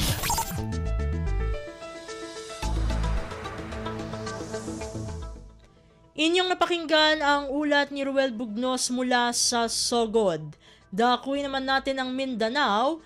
Mayor Rolando Uy pinakinggan ang mga hinaing ng transport groups sa mga bagong ruta na ipinatutupad sa Cagayan de Oro City. Ang detalye ng balita ihahatid naman sa atin ni Ryan Carbon mula sa Cagayan de Oro. Nagkadaiyang mga problema kalabot sa gipatuman nga bag-ong ruta sa mga modernized public transport ang gipaminaw ni Mayor Rolando Uy atol sa gipahigayon nga meeting sulod sa iyang buhatan ni adtong Lunes, September 30. Tulo ka transport group ang mipadayag sa nagkadaiyang problema kalabot sa bag-ong ruta og nihangyo sa mayor nga sila matabangan aron masulbad kini.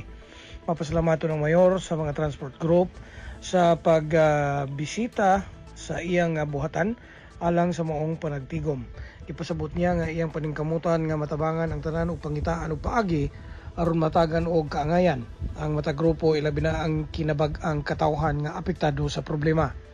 Si Attorney Jose Edgardo Uy, co-chairman sa Regulatory Compliance Board, mao ang nagpreside sa maong tigom diin anaausab sila si Engineer Nonito Oclarit, Department Manager sa Roads and Traffic Administration kon RTA, ingon man ang representante sa LTFRB Region 10. Gikan sa RP1 Cagayan de Oro City, Ryan Carbon para sa Radyo Pilipinas World Service.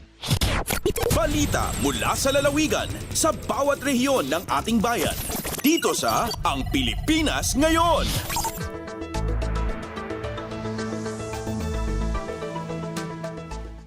Inyong napakinggan ang ulat ni Ryan Carbon mula sa Cagayan de Oro. Puntahan naman natin ang Zamboanga. Provincial Director ng Zamboanga Sibugay Office nag-ikot sa mga Municipal Police Station at Certificates of Candidacy o COC filing venues sa lalawigan. Narito si Leslie Cubol para sa balita.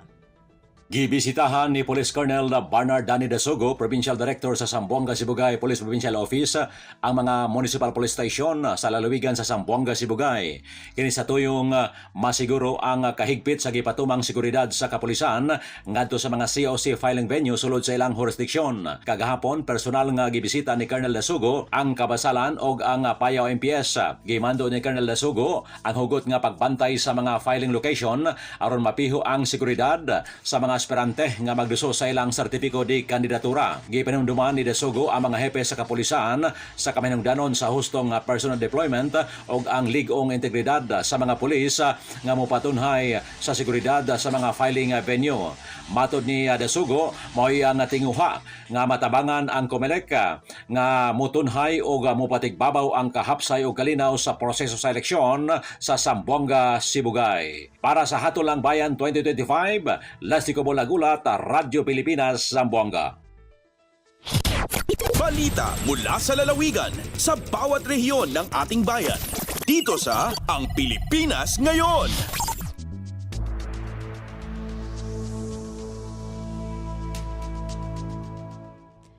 Inyong napakinggan ang ulat ni Leslie Cubol mula sa Zamboanga. Dumako naman tayo sa Butuan. Mga agricultural extension workers sa Caraga Region sumailalim sa pagsasanay patungkol sa science-based technology. Ang detalye ng balita ihahatid naman sa atin ni Jocelyn Morano. Gilusad sa Department of Agriculture, Bureau of Soils and Water Management ang usa ka workshop mahitungod sa soil fertility treatment, localization and location-specific cropping pattern and calendar. Gibutyag ni DA Caraga Regional Director Arlen Mangelen. Ang pagbansay nagtumong patasan ng kahibalo og kapas sa mga agricultural extension workers sa nagkadayang LGU sa rehiyong Caraga. Sa maong workshop, gi-capacitate ang mga partisipante sa sustainable nutrient management, application sa soil nutrient, soil fertility map ug adoption sa location-specific cropping patterns and calendar. Gidasig ni RD Mangelen ang mga gipailawom sa pagbansay nga gamiton ang nakatunan niining science-based technology ug edukahon ang mga mag-uuma para makatabang nga ma-improve ang productivity niini. Ang saktong impormasyon kalabot na sa sustainable nutrient management, dunay kahigayunan nga ang mga mag-uuma muharong sa mga hagit sa panguma. Gikan sa RP Butuan, kini si Jocelyn Morano para sa Radyo Pilipinas World Service. Balita mula sa lalawigan sa bawat rehiyon ng ating bayan. Dito sa Ang Pilipinas Ngayon.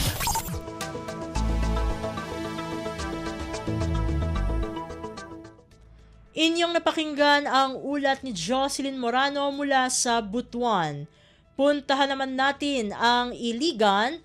Commission on Elections o COMELEC sa Iligan City nagpaalala na walang extension sa paghahain ng Certificates of Candidacy o COCs para sa halalan 2025.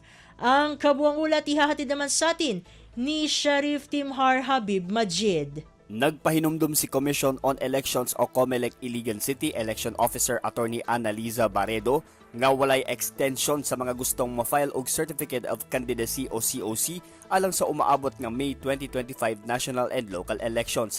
Ang pag-file sa Certificate of Candidacy nagsugod niadtong Martes, October 1 hangtod October 8 alas 5 sa hapon. Kawas dini nagpahinumdum pod si Attorney Barredo nga labing maayo nga mosusi muna sila sa buhatan sa COMELEC aron malikayan ang pagkalangan sa oras sa adlaw sa pag-file sa ilhang tagsa-tagsa kapag kakandidatura. Ginadili matod niya nga magdugay sila makapabilin sulod sa buhatan sa COMELEC tungod kay gamay ra ang pasilidad niini. Dugang pa niya pinaagi niini mas mapasayon ang pagproseso sa ilahang mga rekisitos sa pag-file sa Certificate of Candidacy. Gikan sa Radyo Pilipinas Iligan kini Sheriff Timhar alang sa Radyo Pilipinas World Service. Balita mula sa lalawigan sa bawat rehiyon ng ating bayan. Dito sa Ang Pilipinas Ngayon.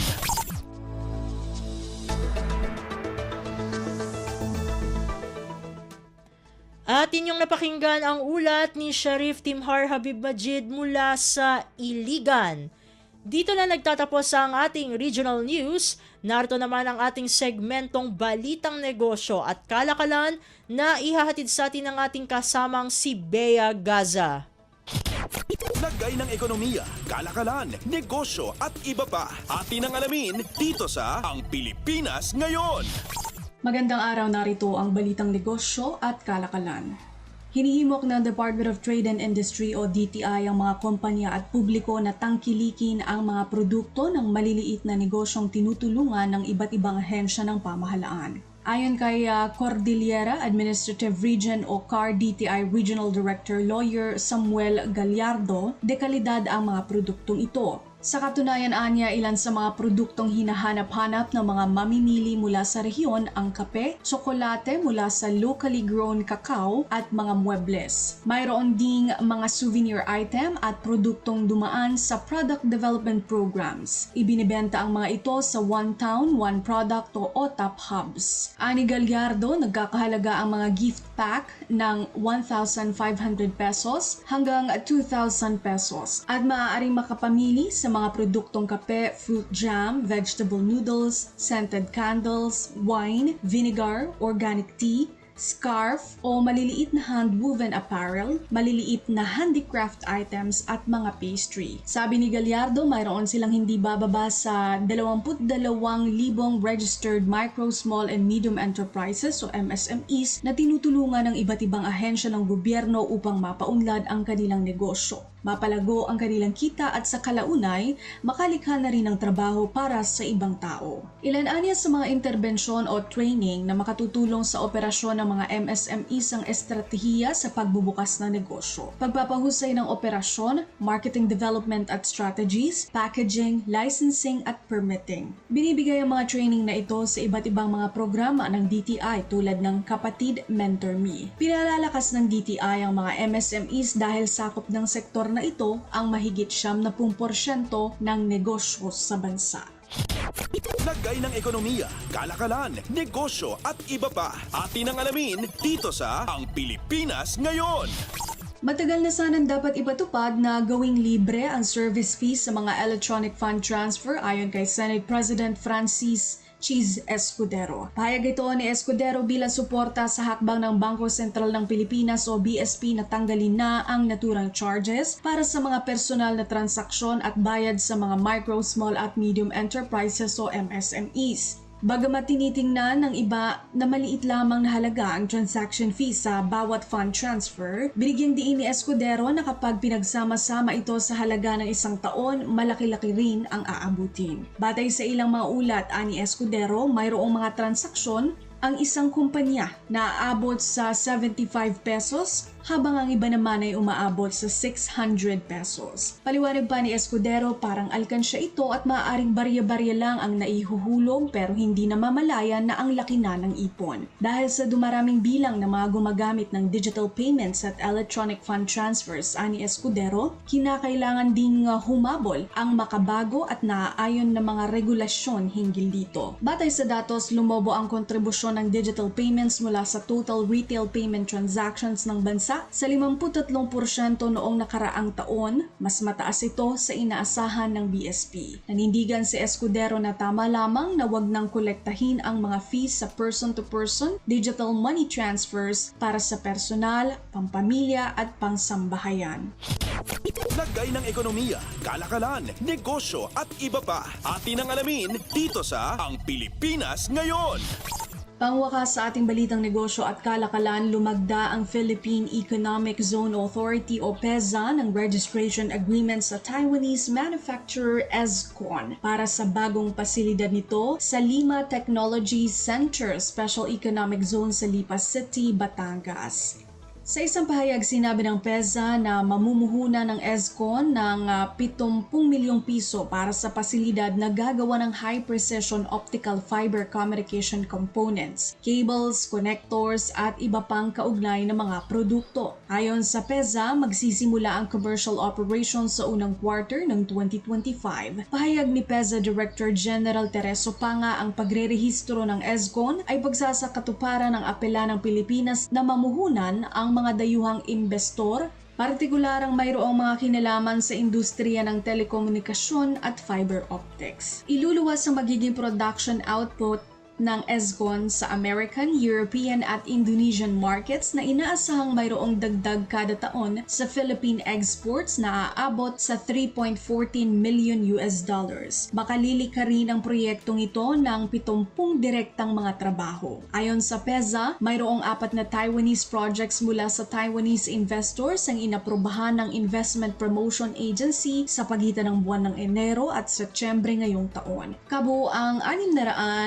644.15 milyong piso ang halaga ng naturang pamumuhunan.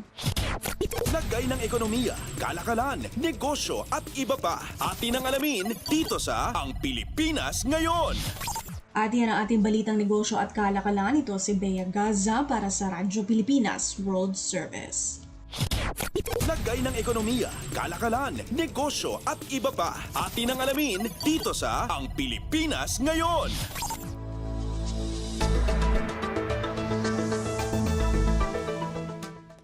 Maraming salamat, Bea, para sa ating segmentong Balitang Negosyo at Kalakalan.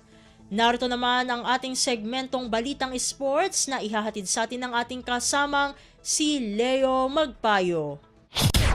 Updates at pinakahuling mga usapin sa mundo ng palakasan. Atin ang pakinggan dito sa Ang Pilipinas Ngayon. Magandang araw. Narito na po ang Sports Balita. Pinabagsak ng Meralco Bolts ang Macau Black Bears 97-85 sa pagbubukas ng East Asia Super League o EASL nitong Miyerkules na ginanap sa Mall of Asia Arena. Nanguna sa scoring si Chris Newsom kung saan nakagawa ito ng 18 puntos habang naka-double-double si Alan Durham na may 17 puntos at 11 rebounds.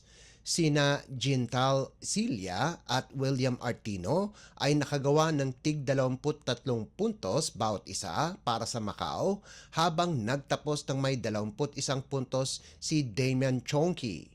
Sa naunang laban, bigo naman ang San Miguel Beermen laban sa Suwon KT Sonic Boom ng Korea 87-81. Nagtapos si EJ Anosike ng may 34 na puntos habang nagdagdag si Junmar Fajardo ng 19 na puntos para sa Beermen. Nanguna naman si Rayshawn Hammonds para sa koponan ng Korean Basketball League ng may 39 na puntos habang sina Hyo Hoon at Han Hui Won ay nakalikom ng 17 at 14 na puntos ayon sa pagkakasunod.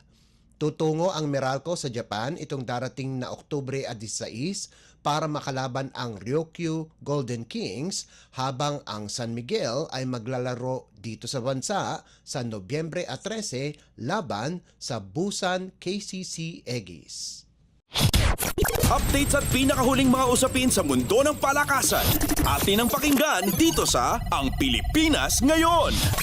Tinalo ng University of the East ang Ateneo de Manila University 69-62 nitong Miyerkules sa UAAP Season 87 na ginanap sa Smart Araneta Coliseum.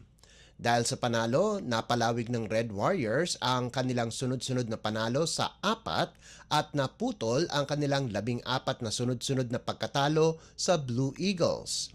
Naka-double-double si Precious Momoway kung saan nakagawa ito ng 18 puntos at 15 rebounds kasama pa ang 3 assist, 1 steal at 1 tapal habang nakagawa ng 13 puntos si Welio Lingo-Lingo para mapaganda ang record ng UE sa 4-2 at kunin ang unang panalo laban sa Ateneo sa loob ng 9 na taon. Nanguna naman para sa Blue Eagles sina Josh Lazaro at Sean Tuano na kapwa nakascore ng 14 puntos bawat isa para sa 1-5 kartada ng Ateneo. Samantala, nananatiling perpekto sa loob ng 6 na laro ang University of the Philippines pagkaraang talunin ang University of Santo Tomas 81-70. Nanguna para sa Fighting Maroons sina Harold Alarcon na may 16 na puntos at si Francis Lopez na nagtapos na may 15 puntos. Nagtapos naman ng may 21 puntos si Mo Tongkara habang sina Nick Cabanyero at Fort Sky Padrigao ay nagambag ng 15 at 14 na puntos ayon sa pagkakasunod para sa Growling Tigers na bumagsak sa 3-3 record. Updates at pinakahuling mga usapin sa mundo ng palakasan. Atin ang pakinggan dito sa Ang Pilipinas Ngayon. Sinira ng Far Eastern University ang hangarin ng University of Santo Tomas na maging perpekto ang kanilang kampanya sa 2024 V-League Women's Collegiate Challenge kung saan nanalo ang FEU sa loob ng 5 sets sa larong ginanap sa PhilSports Arena.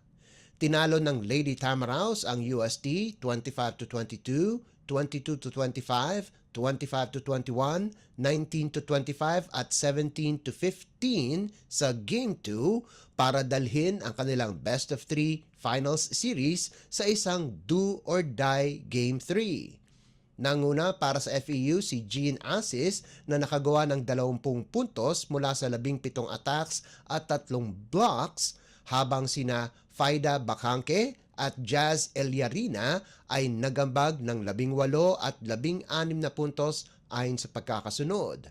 Nagtapos naman ng may 9 na marker si Chenny Tagaod kasama pa ang 11 excellent receptions. Nakalikom ng 22 excellent sets si FEU setter Tin Ubaldo, sahog pa ang 4 na puntos at 10 excellent digs. Habang maganda ang ipinamalas nina Margaret Encarnacion at Julian Monares na nagtapos ng may 10 excellent digs at 10 excellent receptions ayon sa pagkakasunod. Pinanganahan naman ni Regina Jurado ang Tigresses sa nagawa nitong 24 na puntos habang nagtala sina Jonah Perdido at Rene Peñafiel ng 17 at 15 puntos ayon sa pagkakasunod.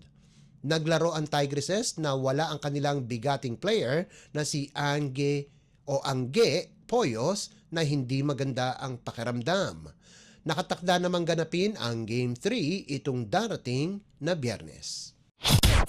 Updates at pinakahuling mga usapin sa mundo ng palakasan. Atin ang pakinggan dito sa Ang Pilipinas Ngayon.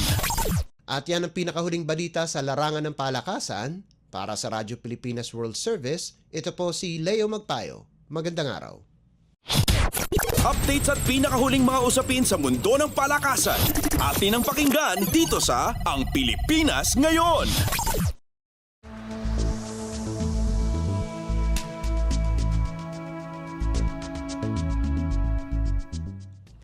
Maraming salamat Leo para sa ating segmentong Balitang Sports.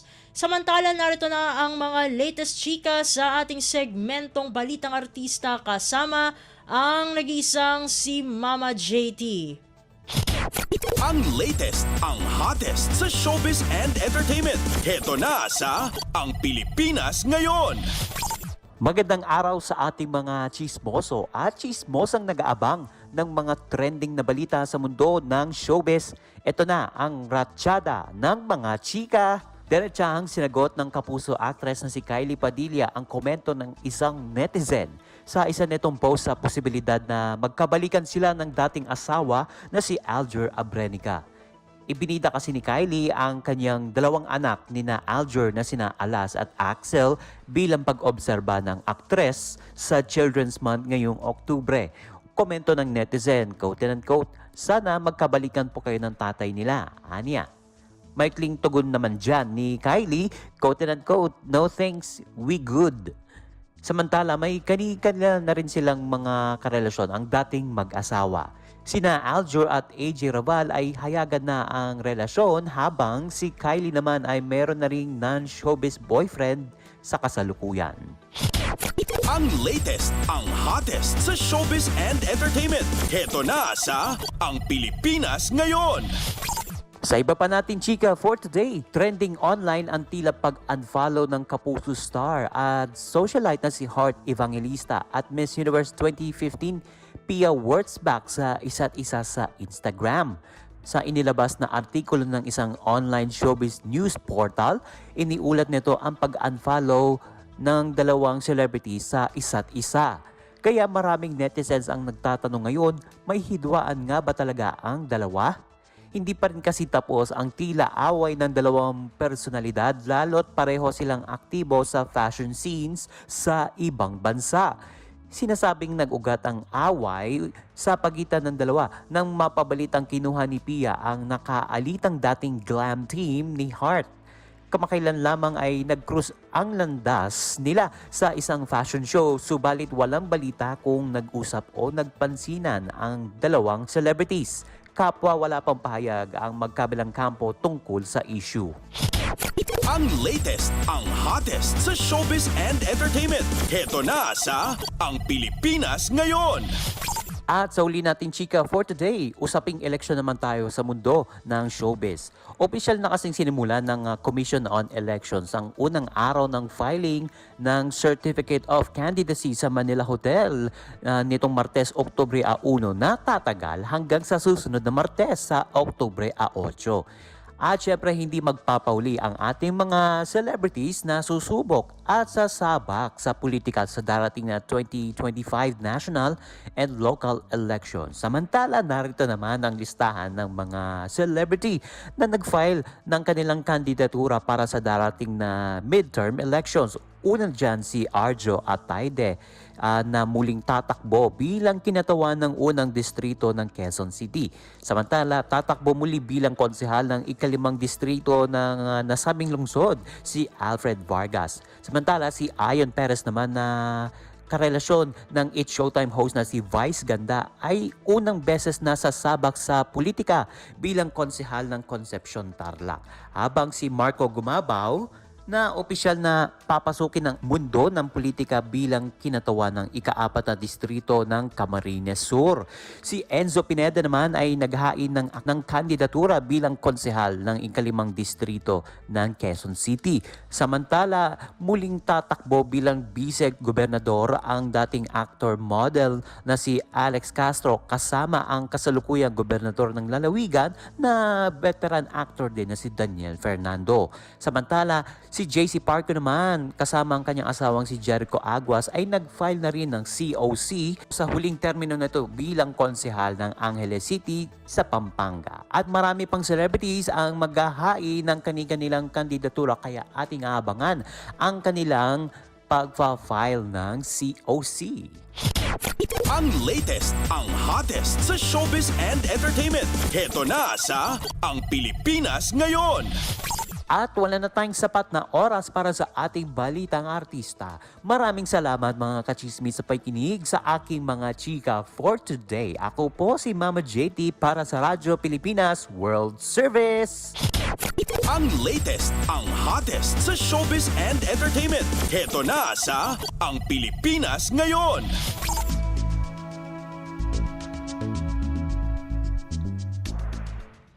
At yan po ang kabuuan ng ating programa para sa araw na ito. Samantala, magpapasalamat muna tayo sa ating mga nakasama sa ating transmitter site sa Tinang, sa studio kasama natin sina Milo Jonella, Susan Aison at Anthony Pimentel. Salamat din sa mga naghatid ng mga ulat mula sa Kamaynilaan at mga probinsya, pati na rin ang naghatid sa atin ng segmentong Balitang Negosyo at Kalakalan na si Bea Gaza, ng segmentong Balitang Sports na si Leo Magpayo at ng segmentong Balitang Artista na si Mama JT. At syempre, maraming salamat sa ating station manager na si Mr. Ray Sampang.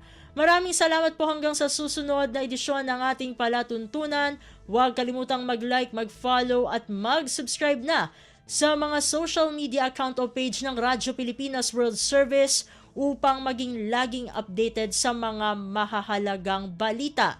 Ito po ang inyong lingkod, Steph Vicente. Mabuhay po tayong mga Pilipino. At yan ang Pilipinas Ngayon. Muling samahan si Ben Blones sa parehong oras at alamin ang pinakahuling mga kaganapan at balita saan man kayo naroon. Ang Pilipinas Ngayon.